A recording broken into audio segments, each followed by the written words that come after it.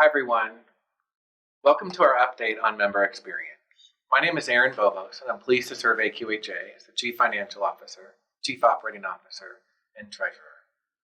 This year, our executive committee made the wise decision to cancel the 2020 convention in Las Vegas. As a result, we're going to bring an update to you today on activities associated with our department called Member Experience. I'm joined by two of our senior leaders, Tiffany Carter and Chelsea Butler.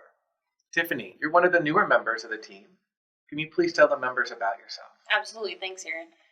Again, my name is Tiffany Carter, and I joined AQHA in September of 2019. My background is in teaching and coaching and corporate training. I spent the last 8 of the 10 years with Chick-fil-A, commuting back and forth to their corporate offices in Atlanta, where I learned leadership structure, organizational structure that have really helped me here at AQHA. The other 2 years I spent at Sitel, which is a call center, global call center, and I've been able to join those 2 experiences to what we do here, Member Experience at AQHA. Perfect. Thanks, Tiffany. We're glad to have you as part of the team. Great to be here. Perfect. Our second person, Chelsea Butler, has been with AQHA for several years. So many of you as members may know her or may have talked to her on the phone. But I'd like Chelsea to provide a little bit of information on her background as well. Chelsea. Sure. Thanks, Aaron. I'm originally from the Midwest. Spent most of my youth career either in the show pen or at a horse judging contest. I received a dual associate's degree from Blackhawk College East Campus and got my bachelor's in animal science from West Texas A&M University. While I was a student at WT, I was a part-time worker here at AQHA, writing letters for the registration department. After graduation, I moved back to Illinois and was a teacher at Blackhawk College. And my husband and I moved back here in 2016, and I've been with AQHA ever since. I've worn many hats while here. I was a letter writer, a member of the genetic testing team, a supervisor, a manager, and now the assistant director. Thanks, Chelsea. You also serve in the role as registrar. What does that mean? That's a great question. As registrar, I'm in charge of managing the rules associated with anything registration. I'm also the staff liaison for the Stud Book and Registration Committee. Perfect. Thank you for describing that. So it's absolutely no secret that the time period between the 2019 convention and the 2020 convention was one of the most challenging in AQHA's history. So I'd like one of you to maybe describe that from the member perspective. Sure. It was certainly the most difficult time that I remember for a member. There was a period of time where you would wait at least 60 days after you sent your work before an associate in the office could even advise you that it had been received. At our lowest point, you could call and request assistance from the registration department and wait sometimes 3 or 4 business days before somebody called you back. I know it was a period of time where we lost a lot of good faith and goodwill from our customers, and it was certainly the most difficult time that I remember. Good. Thanks, Chelsea. So one of my favorite quotes is from a businessman named Jeffrey Bean, and he says, difficult situations breed astonishing results. So from my perspective at that point in time, we needed a massive change, right? We needed a radical change, not another staff meeting, not another huddle, right? Something that would recreate our member experience and the way we providing services to all of our members and customers. So talk a little bit about what happened then. Absolutely. You just remember it distinctly. You brought the leadership from 2 different departments together, from customer care and from production and processing, and brought us together in a meeting and said, we're going to redesign and rethink how we handle a member experience, which was great. We spent 2 weeks huddled in a room, and we divided the teams, both departments, into 15 to 16 pods, which handle certain business processes. And the one thing that we really focused on the most, Chelsea, you probably remember this, is not one team can be stronger than the other. So we really divided those teams out equally upon skill level and how they can handle those business processes. And we went live with that transformation on September 30th. And right before that, the weekend before, we even divided them into different seating arrangements and allowed them to come in and move and redecorate their pods for their business process, just to create a new energy for that team to revitalize them to serve our members better. So after the merger and the creation of member experience, two really great stories come to mind that really describe the change here from our two departments to member experience. A few days after the merger, a member experience professional went to her supervisor and was convinced that her telephone wasn't working. She indicated that she was available and there was no calls coming through. She had joined the team at one of our lowest points where there was a continuous number of calls holding, and she had never experienced a time where nobody was waiting for assistance. There was another time that was personal to me. I was assisting with calls over lunch, and I answered the phone, and the customer was startled after he had only been holding for 4 or 5 minutes. He let me know that he was expecting to wait 4 or 5 hours, which was normal, and that he needed a minute to gather his paperwork before we could continue to discuss what he was calling to get help with. Very nice. Thanks for sharing those stories. So the chart shows a dramatic change in hold times, and especially related to when we joined the two teams and created the member service department. Can you talk to me a little bit about what happened on December 25th? Absolutely. Our In Contact is the system that we use our call queue for, and it allows us to set dates that we're going to be out of the office. And with so many new moving parts and the change of the departments, it got missed. So it caught on the 24th to let everyone know that was calling in that we were closed. However, we missed it on the 25th. So unfortunately, those that called on Christmas Day, their calls went in, they requested a call back, and so it logged all of those hold times for that full day. Perfect. Thanks, Tiffany. So before I joined AQHA as an employee, I had been a member for several years and certainly thought I had an idea about how the operations were, right? And coming to AQHA, I certainly didn't realize we process over 1 million transactions a year and that our building has its own zip code. So with that in mind, and thinking about AQHA as a data company, talk to me a little bit about how we manage the operations associated with the data company. So what you all are seeing here is our call and email dashboard. It's through the In Contact system that we use.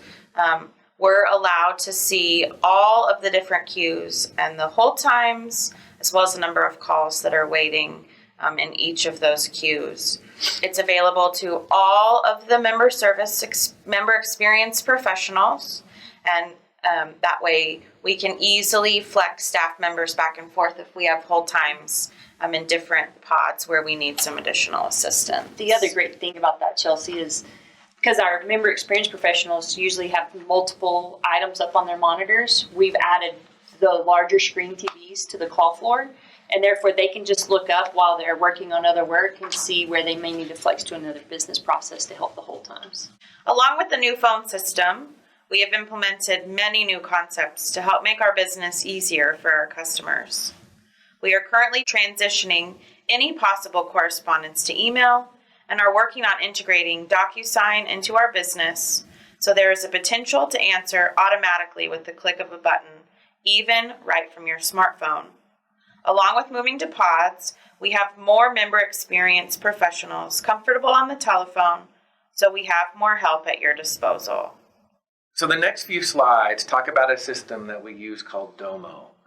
Can you explain to our members why that system is so important and how you use it? Absolutely, I'll tell them about that. So Domo is a reporting tool that we use daily, multiple times throughout the day, just to track your work throughout the system. How's it flowing through? So a couple of things that we check every morning are how many certificates are we printing, how many completions, how many transactions are we completing daily through the system. Also, how many new transactions are coming in? How much is input into the system? We can also track our hold times and the number of calls handled. There's a lot of other data that we use Domo for, but those are some of the leading ones that we track your work through our system. Perfect. Thank you. This next slide that you see, again, is within Domo, and it tells us the first look the first time we actually look at your transaction in the system, it's been opened through the mailroom, it's been scanned in the system and written up.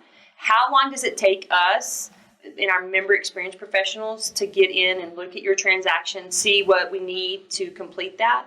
And the great thing is, right now we're averaging just about 1 day. Sometimes it gets upwards of 3 days to look at your transaction for the first time and work it. But here's the real kicker for you all, is if everything is sent in that's needed to complete that transaction, it's being completed in that 1 to 3 day. And of course it flexes as we go, depending on the volume of work.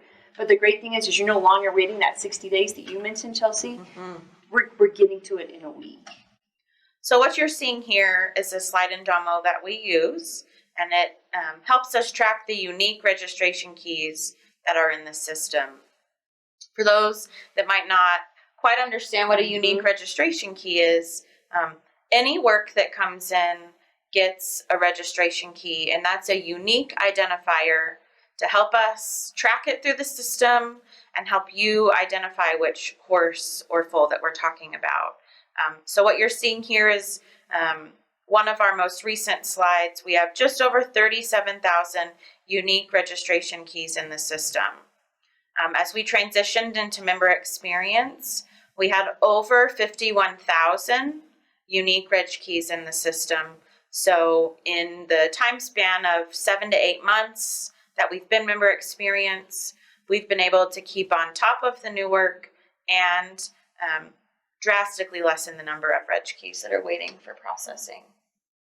Chelsea, do you know how many, can you tell them what the number is we can receive on unique reg keys in a month? New? I would say we get anywhere from 15 to 20,000 unique reg keys per month.